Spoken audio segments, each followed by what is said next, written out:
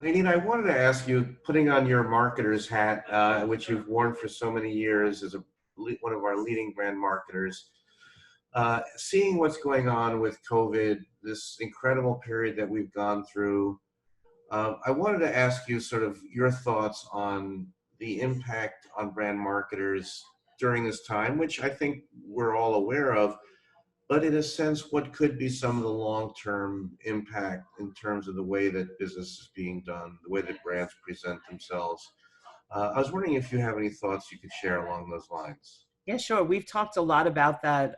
We have terrific marketers that help to lead. You know, we have Mark Pritchard and Fiona Carter as our co-chairs of SeeHer, and other top marketers like the CMO of Citi, Jen, and just a myriad of them. We have all the major players representing over 2,000 brands, and we're constantly talking to them and seeing, getting sort of a pulse check of what's out there.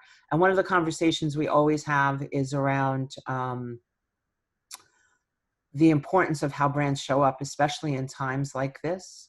And consumers are watching. Consumers are always watching. We have a lot of research that talks about how they feel about brands representing diversity, brands representing women and stereotypes. But I think now more than ever, it's very important, and we've discussed this with our brand marketers. Brands will be judged for how they show up during this time, what they say, what they don't say, where they show up, and who they show up with. And I think that consumers are super sensitive right now. That's obvious. And it's really important for brands. I think they're counting on brands, especially established brands, to lead the way.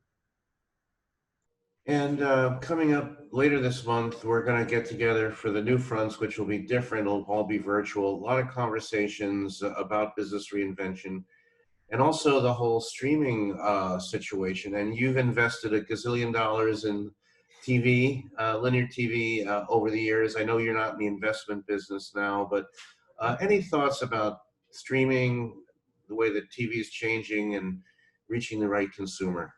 I've also invested a lot of time and energy and dollars in the transformation of the video marketplace.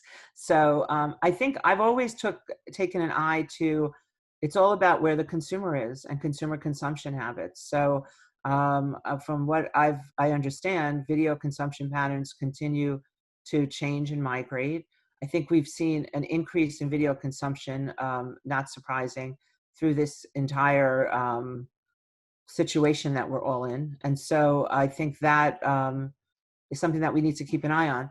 I think that, you know, consumers have probably adapted faster during this situation because they've had the time and the access to explore more than they might have if they weren't, you know, quarantined.